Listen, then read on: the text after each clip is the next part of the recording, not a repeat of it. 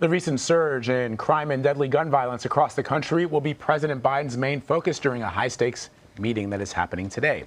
He's holding major talks with the Attorney General Merrick Garland, law enforcement officials, community leaders, and New York City mayoral nominee Eric Adams. This comes as President Biden resists calls from many progressives to defund police amid the spike in nationwide crime. So for more on this, let's bring in Ed O'Keefe. He is joining us now from the White House. Ed, where does the administration stand on addressing gun violence in this country, and what are you hearing is the president's strategy overall, ultimately, the ultimate goal when it comes to this issue? Well, obviously, it's to decrease gun violence, and the president today will be meeting, as you said, with Eric Adams, the Brooklyn borough president, who's now the Democratic nominee for New York City mayor.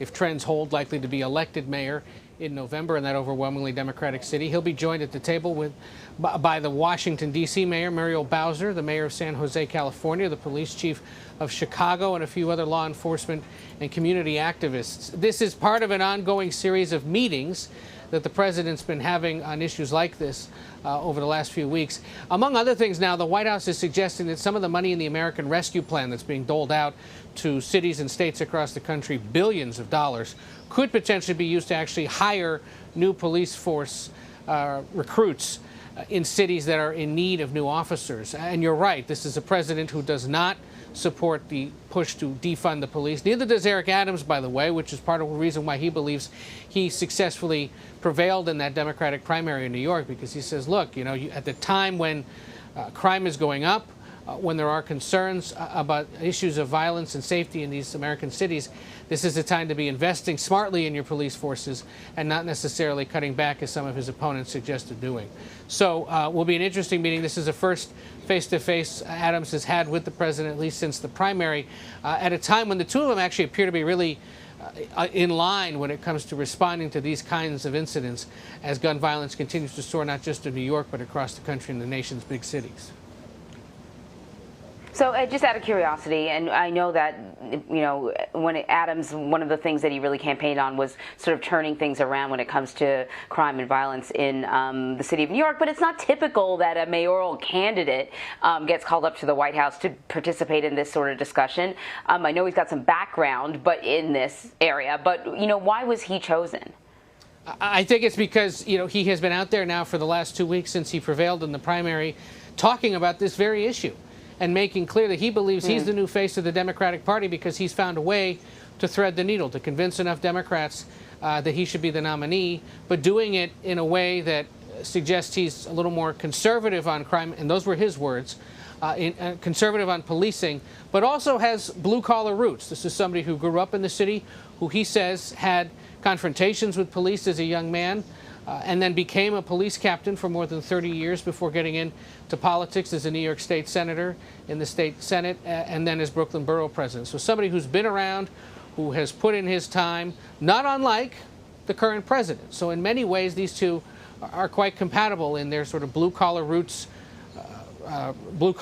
literally, the way they campaign by exploiting those, and then their belief that there's got to be a way to police smartly in this country without completely, or at least partly, defunding these agencies. And we should point out, Adams has actually proposed some trims to the police budget in New York, but more in a managerial way that would deal with inefficiencies, not with ways that would completely upend the department the way that some of his opponents had suggested during the campaign. And look, that is a debate that continues in the party.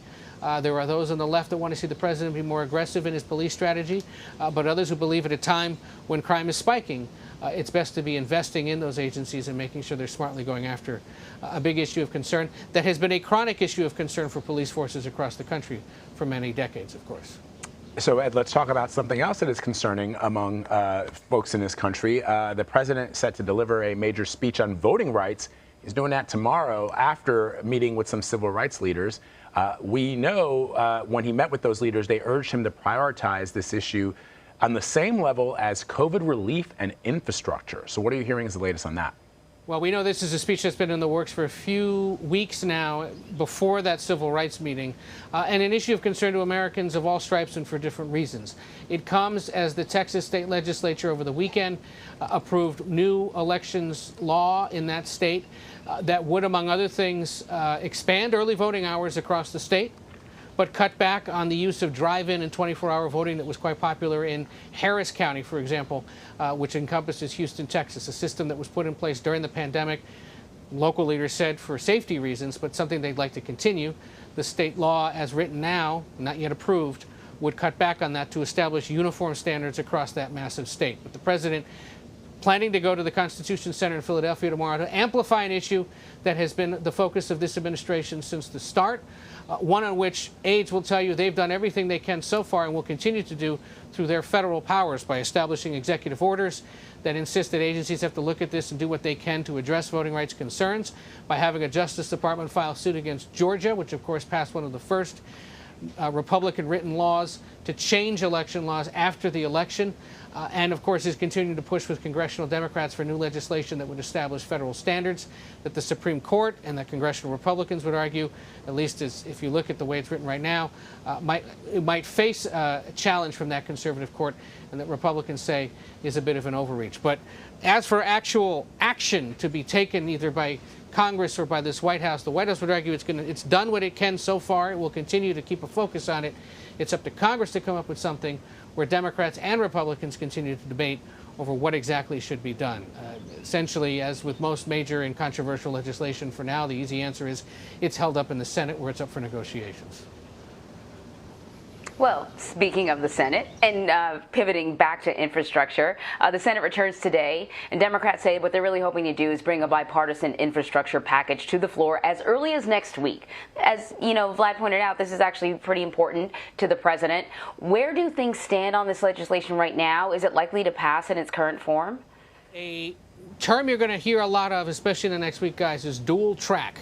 You're going to have a dual track strategy up on the Hill where you have the bipartisan plan, which is still being written into a bill form, put together and brought to the floor. It's being written by Republicans, Democrats that run the various committees that oversee infrastructure spending and infrastructure policy.